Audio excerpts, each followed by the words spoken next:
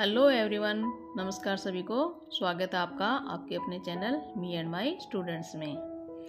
आज हम पढ़ेंगे कक्षा 8 के पाठ 12 सुदामा चरित, क्लास 8 चैप्टर 12 सुदामा चरित। सुदामा चरित पाठ है वो नरोत्तम दास द्वारा लिखा गया है। और इस पाठ में बता देते हैं कि यह जब सुदामा और श्री कृष्ण की मित्रता जग प्रसिद्ध है। और गरीब सुदामा जी हैं, वो गरीब थे और श्री कृष्ण जी राजा द्वारिकाधीश। तो सुदामा और श्री कृष्ण जी बाल सखा हैं। वो गुरुकुल में साथ में पढ़ते थे और साथ में रहते थे। तो सुदामा जी बहुत अत्यंत ही गरीब थे, तो उनकी पत्नी के बार बार आग्रह पर वो श्री कृष्ण से मिलने द्वारका नगरी आए थे। तो वहाँ पे श्री कृष्ण जी की पहले तो द्वारिका नगरी को देखकर वो आश्चर्यचकित हो गए। उसकी सुंदरता को देखकर वो अचंभित हो गए थे, उसकी सुंदरता को निहार रहे थे। तो वहाँ पे महल के द्वारपाल ने उन्हें रोक लिया और उनसे नाम पूछा, आने का कारण पूछा था। तो फिर उनको वो रोक के द्वारपाल श्री कृष्ण से अंदर जाते हैं और उन्हें पूरा वर्णन बताते हैं कि बाहर एक द्विज अर्थात गरीब ब्राह्मण खड़ा है। तो उनके बारे में जो बताते हैं वो ही इनमें बताया गया है। तो चलो शुरू करते हैं। तो कक्षा 8 में एक प्रश्न आता है कि निम्न पद्यांश की सप्रसंग व्याख्या कीजिए। तो आपको इसमें प्रसंग सहित व्याख्या करनी होगी। तो इसमें 2 पॉइंट होते हैं। पहला पॉइंट होता है प्रसंग, और इस प्रसंग में वर्णन किया जाता है जिस पाठ के बारे में 3 बातें ध्यान रखनी होती हैं। पाठ के बारे में और कवि लेखक के बारे में, और जो पद में दिया गया है क्या बताया गया है उसके बारे में आपको वर्णन करना है। तो प्रसंग में आप क्या लिखोगे, जैसे ये आ गया। प्रसंग में क्या लिखोगे कि प्रस्तुत पद्य नरोत्तम दास द्वारा रचित सुदामा चरित से लिया गया है। और इसमें बताया गया है कि सुदामा जी श्री कृष्ण से मिलने आते हैं। तो द्वारपाल उन्हें महल के बाहर ही रोक लेता है और द्वारपाल श्री कृष्ण जी के पास जाके उन सुदामा जी की जो दशा है उनके बारे में उनका परिचय देते हुए बताते हैं। ये हो गया प्रसंग। फिर हम करेंगे व्याख्या।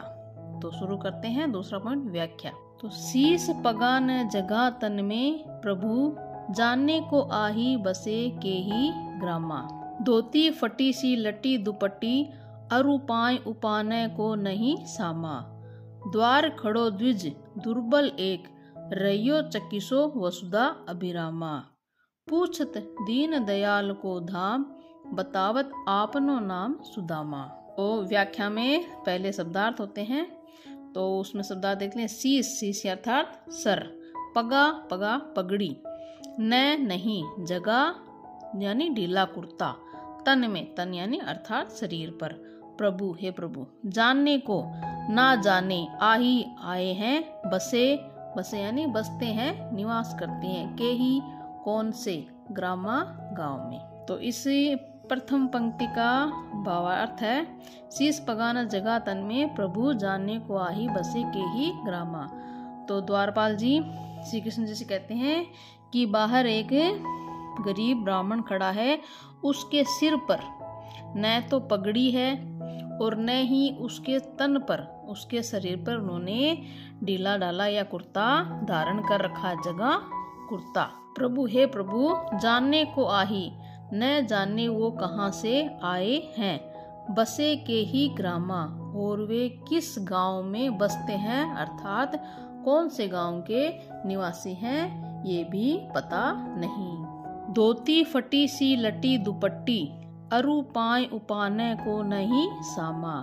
धोती फटी सी लटी दुपट्टी यानी उन्होंने फटी सी धोती धारण कर रखी है, लटी दुपट्टी और दुपट्टा धारण कर रखा है। अरु यानी और, पाय पाँव में, उपाने को नहीं सामा, तो और पाँव में भी पहनने को कुछ भी नहीं है, उनके पाँव में भी पहनने को कुछ नहीं है।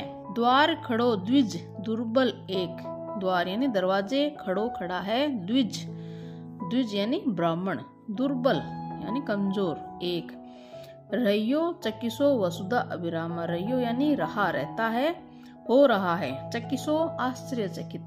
वसुधा, वसुधा यानी धरती। कौन सी धरती? द्वारिका की धरती। अभिरामा यानी अभिरामा आश्चर्यचकित होकर देख रहा है। अभिरामा तो इसका अर्थ है कि द्वार पर की महल के द्वार पर, महल के दरवाजे पर एक गरीब ब्राह्मण खड़ा है और द्वारिका नगरी की धरती को आश्चर्यचकित होकर निहार रहा है। पूछत दीन दयाल को धाम। पूछत यानी पूछ रहा है, दीन दयाल यानी दीनों पर दया करने वाले अर्थात श्री कृष्ण कि श्री कृष्ण के धाम को, धाम यानी स्थान, महल, श्री कृष्ण के स्थान को या महल को बार बार पूछ रहा है। बतावत आपनो नाम सुदामा, और बतावत बता रहा है, आपनो अपना नाम सुदामा, और पूछने पर अपना नाम सुदामा बता रहा है। अब अगला पढ़ेंगे। ऐसे बेहाल बीवाविन सो, पग कंटक जाल लगे पुनि जोए। हाय महादुख पायो सखा, तुम आए इते न किते दिन खोए। देखी सुदामा की दीन दशा, करुणा करिके करुणा निधि रोए। पानी परात को हाथ छुयो नहीं, नैनन के जल सो पग धोए। तो यही पद है, जैसे पहले हमने प्रसंग किया था उसी तरह अभी इसका भी, अगर ये इसका भी हम प्रसंग लिखेंगे तो प्रसंग में क्या लिखेंगे कि प्रस्तुत पद नरोत्तम दास द्वारा रचित सुदामा चरित पाठ से लिया गया है। इसमें श्री कृष्ण जी से मिलने जब सुदामा जाते हैं और जब श्री कृष्ण जी को पता चलता है कि सुदामा जी मिलने आए हैं तो वो नंगे पैर उन्हें लाने जाते हैं और अपने सिंहासन पर बिठाते हैं और उनके पैरों में कांटे चुभे हुए हैं और उनकी जो दीन दशा है तो उन्होंने छोटी सी धोती धारण कर रखी है, दुपट्टा धारण कर रखा है और शरीर पर कुछ भी धारण नहीं कर रखा है। तो उनकी दीन दशा देखकर श्री कृष्ण जी बहुत ही द्रवित होकर रोने लगते हैं। तो उन्हीं का ये वर्णन है। तो इसमें यह लिखना है कि श्री कृष्ण जी सुदामा की दीन दशा को देखकर द्रवित होकर रोने लगते हैं। तो फिर व्याख्या करेंगे। तो व्याख्या में शब्दार्थ देखते हैं, एक एक पंक्ति के हम शब्दार्थ देखेंगे और फिर व्याख्या करेंगे। तो पहली पंक्ति है, ऐसे बेहाल बीवाइन सो, पग कंटक जाल लगे पुनि जोई। कि श्री कृष्ण ने सुदामा को सिंहासन पर बैठाकर जब उनके पैरों को धोने के लिए हाथ लगाया तो देखा कि मित्र, श्री कृष्ण ने देखा कि मित्र सुदामा के पैरों की बिवाइयाँ हैं, जो पैरों की जो एड़ियाँ होती है वो बिवाइयाँ हैं, वो फटी हुई हैं और पैरों में कांटे चुभे हुए हैं। तो ऐसे बेहाल बियाविन सो, कि तुम्हारी बिवाइयाँ ऐसी बेहाल है। पग कंटक, पग यानी पैर, कंटक कांटे, जाल लगे, कांटों का जाल लगा हुआ है। पुनि जोए, और पैरों में बहुत सारे कांटे चुभे हुए हैं। हाय, श्री कृष्ण कहते हैं, हाय मित्र, महादुख पायो सखा, कि तुमने अब तक बहुत ही दुख प्राप्त कर लिया है। तुम आए इते न किते दिन खोए, कि तुम पहले क्यों नहीं आ गए। तुम आए इते न किते दिन खोए, कि तुम पहले मेरे पास क्यों नहीं आ गए। तुमने इतने दिन क्यों खो दिए। तुम पहले ही मेरे पास आ जाते तो तुम इतने दुख नहीं पाते। तुमने अब तक बहुत ही महान दुख उठाए हैं, तुम पहले मेरे पास क्यों नहीं आए। देखी सुदामा की दीन दशा, देखी सुदामा की यानी सुदामा की देख के, दीन यानी गरीब, दशा दीन दशा, उसकी गरीबी की दशा देखकर, हालत देखकर, करुणा करके करुणा निधि रोए। अब देखो यहाँ पे करुणा निधि श्री कृष्ण जी का नाम है। करुणा निधि का अर्थ है कि करुणा करने वाले, दूसरों पर करुणा करने वाले। करुणा करके यानी खुद करुणा करके, करुणा निधि रोए, कि दूसरों पर, कि सब पर करुणा करने वाले श्री कृष्ण द्रवित होकर रोने लगे। पानी परात को हाथ छुओ नहीं, अपने मित्र सुदामा के पैर धोने के लिए उन्होंने पानी की परात मंगाई थी, लेकिन उनके मित्र की जो दीन दशा देखकर वो इतने द्रवित हुए कि इनके आंखों से इतने अश्रु बहे, इतना पानी बहा कि उन्होंने पानी परात को हाथ छुओ नहीं, कि जो पानी की परात मंगाई थी उसको हाथ भी नहीं लगाया था।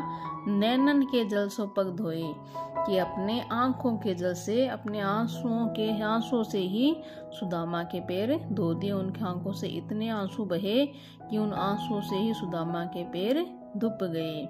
यानी इस पंक्ति में है जिस किसी का भी बहुत ही बढ़ा चढ़ाकर वर्णन किया जाता है वहां पर अतिशयोक्ति अलंकार होता है। तो यहाँ पर बहुत ही बात को बढ़ा चढ़ा के लिखा है, तो यहाँ पर अतिशयोक्ति अलंकार है। तो पानी परात को हाथ छुओ नाही, नैनन के जल सो पग धोए, यानी जो पानी की परात मंगाई थी सुदामा के पैर धोने के लिए, उसको हाथ तक नहीं लगाया और अपने नेत्रों, अपने आंखों से भी उनके इतने आंसू आए कि उन्होंने उन आंसू से ही सुदामा के पैर धो दिए। अब आगे पढ़ते हैं। कछु भाभी हमको दियो, सो तुम काहे न देत, चांपी पोटरी काख में रहे कहो के ही हेतु। आगे चना गुरु मातु दयते, लय तुम चाबी हमें नहीं दीने, श्याम कहो मुस्काए सुदामा सो, चोरी की बान में हो जू प्रवीणी। पोटरी काख में चांपी रहे तुम, खोलत नाही सुधारस भीने, पाछली बानी अजो न तजो तुम, तेसई भाभी के तंदुल कीने। तो इसमें ये पद है, इस पद में भी हम वही प्रसंग सह प्रसंग व्याख्या करेंगे। तो पहले प्रसंग इसका वही है कि प्रस्तुत पद नरोत्तम दास जी द्वारा लिखा हुआ सुदामा चरित्र पाठ से लिया गया है, और इसमें सुदामा के साथ उसकी पत्नी ने श्री कृष्ण को भेंट देने के लिए एक पोटरी में चावल भेजे थे, और वो सुदामा श्री कृष्ण के राज सी ठाट बाट देखकर वो चावलों की भेंट देने में संकोच कर रहे थे और उन चावलों को अपनी काख में बगल में छुपा रहे थे। लेकिन श्री कृष्ण जी को पता चल गया तो वो उसको उलाहना देते हुए कहते हैं। व्याख्या में पढ़ेंगे, तो एक एक पंक्ति को पढ़ेंगे। कछु भाभी हमको दियो, सो तुम काहे न देत। तो श्री कृष्ण जी सुदामा जी से कहते हैं कि कछु कुछ, भाभी ने हमको दियो, कि हमारी भाभी ने हमारे लिए कुछ तो भेजा है। कछु भाभी हमको दियो, कुछ भाभी ने कुछ तो हमें भेजा है। सो तुम काहे न देत, तो वो तुम हमें क्यों नहीं दे रहे हो।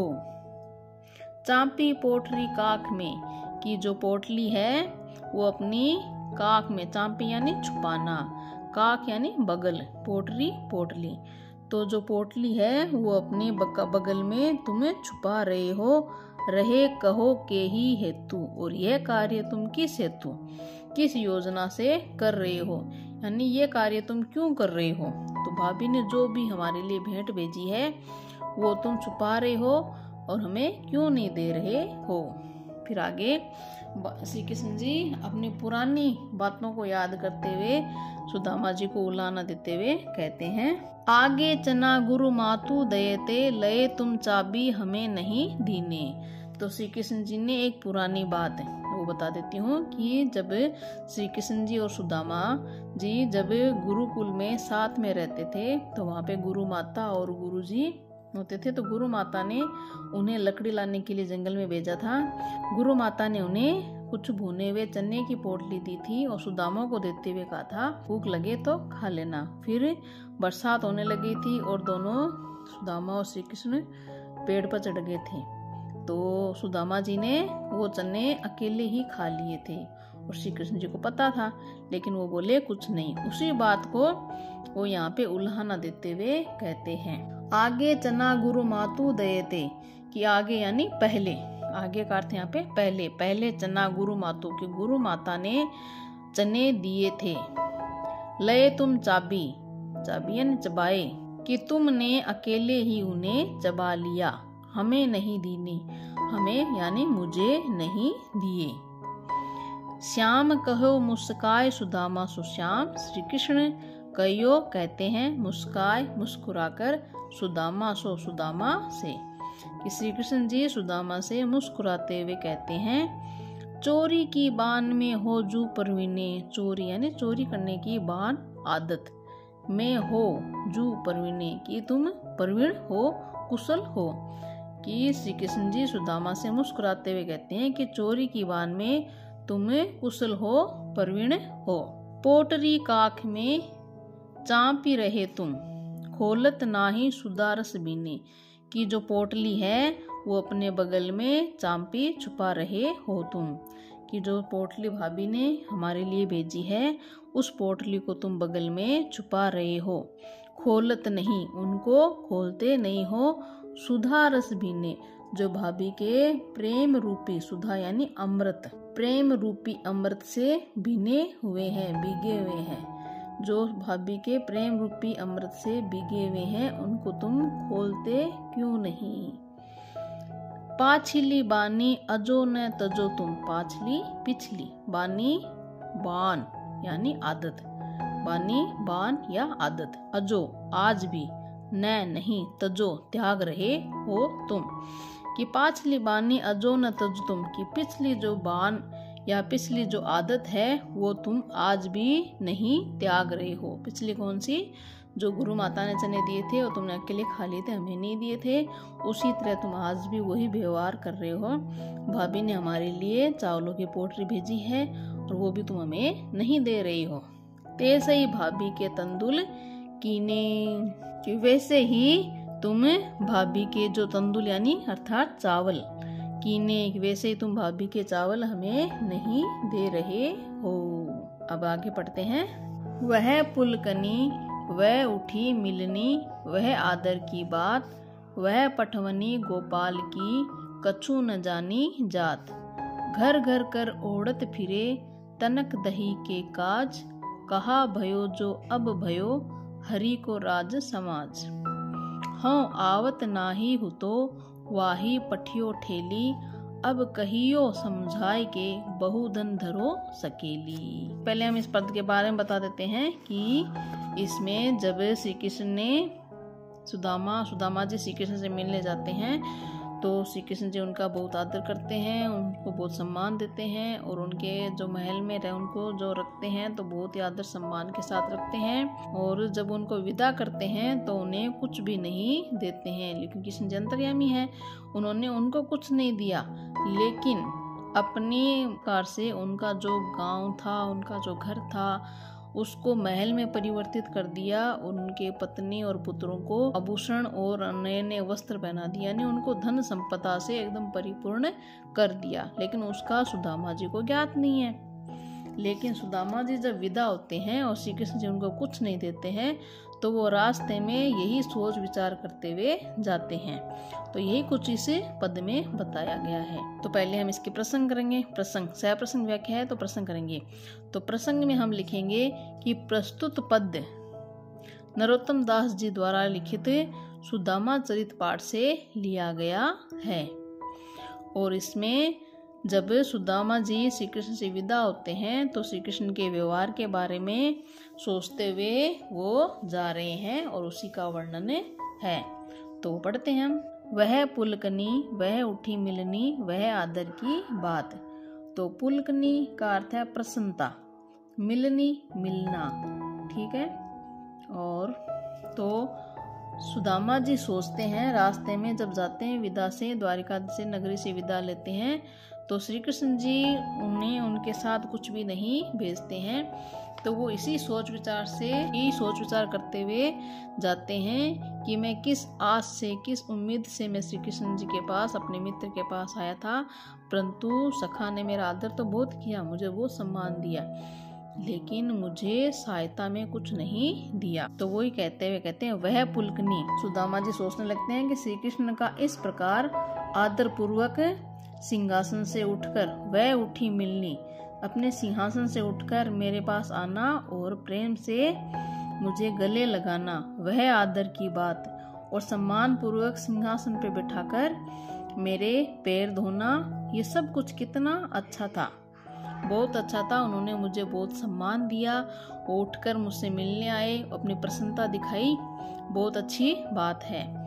वह पठवनी गोपाल की, पठवनी यानी विदाई, गोपाल श्री कृष्ण, कछु न जानी जात, कुछ भी नहीं कह सकते। पर अब आ कहते हैं कि पर श्री कृष्ण ने विदा करते समय मुझे कुछ भी नहीं दिया, वह पटवनी गोपाल की। लेकिन वह श्री कृष्ण की विदाई, जो मुझे विदा किया है, उनके ऐसे आचरण के बारे में, जो उनका व्यवहार है, उनके ऐसे आचरण के बारे में क्या कहा जाए, क्या समझा जाए, कुछ भी हम कह नहीं सकते। फिर घर घर कर ओढ़त फिरे तनक दही के काज। फिर वो सुदामा जी श्री कृष्ण के जो बाल व्यवहार था, उनके बचपन के बारे में सोचते हैं, उनका जो बालपन में व्यवहार था उनके बारे में सोचते हैं। घर घर कर ओढ़त फिरे, ओढ़त यानी ओढ़त फिरे, हाथ फैलाते फिरते थे, ओढ़त यानी मांगते फिरते थे, हाथ फैलाते फिरते थे। तनक दही के काज, तनक यानी थोड़े से, दही के काज, दही के कार्य, कारण। फिर सुदामा जी सोचते हैं कि ये तो वही श्री कृष्ण है, वही श्री कृष्ण है जो थोड़े से दही के कारण, थोड़े से दही के लिए घर घर कर ओढ़त फिरे, कि घर घर मांगते फिरते थे थोड़े से दही के कारण, ये वही तो श्री कृष्ण है। मैं भी किससे आस उम्मीद लगाए बैठा था। कहा भयो जो अब भयो हरि को राज समाज। तो अब क्या हो गया, कि अब क्या हो गया, यदि वे राजा हो गए हैं या राज समाज के अधिकारी हो गए हैं, राजा हो गए हैं, अपने पूरे समाज के वो मालिक हो गए हैं, तो अब क्या हो गया है, तो वही श्री कृष्ण जो थोड़े से दही के लिए घर घर मांगते फिरते थे। हो आवत नाही हुतो, हो यानी मैं, आवत आता ही, नाही नहीं, आता ही नहीं, हुतो हुतो यानी यहाँ। मैं तो अपने बारे में सोचते हैं कि मैं तो यहाँ आता ही नहीं। वो अपने स्वाभिमान के कारण उन्होंने इतने दिन निकाल दिए थे, स्वाभिमानी थे सुदामा जी कि किसी से ऐसे सहायता नहीं मांगनी। अपने स्वाभिमानी के कारण वो आए नहीं थे, लेकिन उनकी पत्नी के बार बार कहने पर ही वो आए थे। वाही पठियो ठेली, अब अपनी पत्नी की ओर संकेत करते हैं कि उसने ही मुझे बार बार कहकर यहाँ भेजा था, उसने ही मुझे जबरदस्ती यहाँ भेजा था। वाही, वाही यानी वो ही, उसी ने, पठियो ठेली मुझे यहाँ पे भेजा था। अब कहियो समझाए कि, अब अपनी व्यंग्य के रूप में अपनी पत्नी को कहते हैं, अब कहियो समझाए कि अब मैं उसको समझा कर कह दूंगा, बहु धन धरो सकेली, किसी कृष्ण ने मेरे साथ बहुत सा धन भेजा है, अब उसको संभाल कर रख लो। ये व्यंग्य के रूप में अपनी पत्नी को संबोधित करते हुए कहते हैं कि अब मैं उसको समझा करके कह दूंगा कि श्री कृष्ण ने मेरे साथ बहुत सारा धन भेजा है, अब तुम इसको संभाल कर रख लो। अब आगे पढ़ते हैं। वैसो ही राज समाज बने, गज बाजी घने मन संभ्रम छायो, केंधो पर्यो कहूँ मार्ग भूली, की फेरी के मैं अब द्वारका आयो, भौन बिलोकी बे को मन लोचत, सोचत ही सब गांव मंझायो, पूछत पांडे फिरे सब सो, पर झोंपड़ी को कहूँ खोज न पायो। अब यहाँ पे बता देती हूँ कि श्री कृष्ण ने हालांकि सुदामा के साथ कुछ भी नहीं भेजा, सुदामा को कुछ भी नहीं दिया विदाई के समय, लेकिन उन्होंने अपने चमत्कार से जो सुदामा का जो गांव था, सुदामा की जो नगरी थी, उसको द्वारका नगरी की तरह ही सुंदर और महलों से भर दिया। उस गांव को एकदम ही उसको बदल दिया था, और सुदामा की गरीबी है वो उसको दूर कर दी थी। तो जब सुदामा जी अपने गांव लौटे तो उनको एकदम ही परिवर्तन मिला, जैसे वो द्वारका नगरी छोड़ के आए थे वैसा ही वैसा उसे वहाँ पे महल, राजमहल, हाथी, घोड़े, वो सारे उसे वहीं दिखाई दी। तो वो इसी सोच विचार में डूबे थे, और वो तो अपनी झोंपड़ी को ही ढूंढ रहे थे, अपनी पत्नी को ढूंढ रहे थे, बच्चों को ढूंढ रहे थे, और अपनी झोंपड़ी को तलाश रहे थे। तो अब इसमें पढ़ते हैं पहले इसका प्रसंग।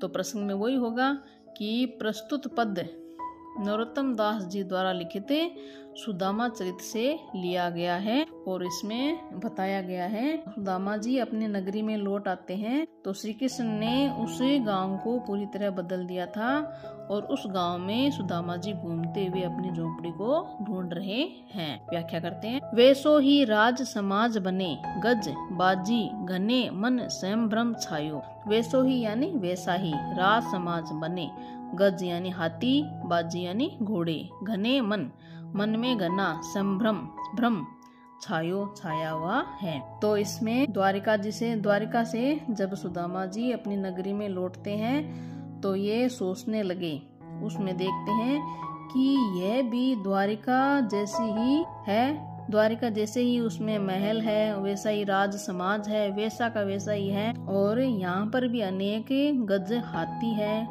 बाजी घोड़े हैं, यहाँ पर भी अनेक हाथी और घोड़े हैं। और ये जब स्थिति महल, बड़े बड़े महल देखकर, हाथी देखकर और घोड़े देखकर उनके मन में भ्रम छा गया। क्या भ्रम छाया है कि मैं कहीं दूसरी जगह तो नहीं आ गया। केंधो परियो कहूँ मार्ग भूली, उनके मन में भ्रम आया है।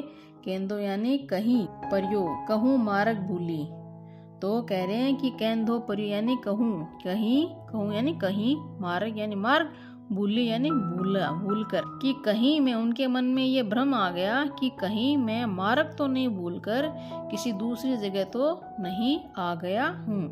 कि फेरी के मैं अब द्वारकायो, या फिर फेरी यानी फिर के या घूम कर मैं अब द्वारका यानी द्वारका नगरी में वापस न आ गया हूँ, या फिर मैं घूम फिर के वापस द्वारका नगरी में ही तो न आ गया हूँ। यह उनके मन में भ्रम छा रहा था। भोन बिलोकिबो को मन लोचत, भोन यानी भवन, बिलोकिबे बिलोकन यानी देखने के लिए, मन लोचत कि सुदामा का मन है वो अपना घर देखने के लिए उत्सुक हो रहा है, अपना मन घर देखने के लिए उनका मन लोच रहा है, उत्सुक हो रहा है। सोचत ही सब गांव मंझायो, और ये सोचते सोचते वह पूरा गांव मंझायो यानी छान मारा, पूरा गांव में वो घूम लिए और पूरे गांव को छान मारा, लेकिन अपना भवन यानी अपना घर है वो उनको नहीं मिल रहा। अपने मन को ढूंढने हुए उनका मन सोच रहा है। पूछत पांडे कि पंडित जी बार बार पूछ रहे हैं, फिरे सब सो यानी सभी से, कि पंडित जी है वो बार बार फिर के सबसे पूछ रहे हैं, पर झोंपड़ी को कहूँ खोज न पायो, लेकिन वो अपनी झोंपड़ी को कहीं भी खोज नहीं पाए। लेकिन झोंपड़ी अब कहाँ मिलेगी उनको? झोंपड़ी तो महल में परिवर्तित हो गई है। श्री कृष्ण जी अपने माया से पूरे उस गांव के जितने भी घर थे उनको महल में परिवर्तित कर दिया है, लेकिन सुदामा जी तो झोंपड़ी छोड़ के गए थे, तो वो बार बार अपनी ही झोंपड़ी को खोज रहे हैं। तो अब आगे पढ़ते हैं। कई वह टूटी सी छानी हती, कहे कंचन के अब धाम सुहावत, के पग में पनही न हती, कहे ले गजराजऊ ठाडे महावत, भूमि कठोर पे रात कटे, कहे कोमल सेज पे नींद न आवत, के जुरतो नाही कोदो सवा, प्रभु के परताप ते दाख न भावत। अब इस पद की हमें पहले सह प्रसंग देखते हैं इसका।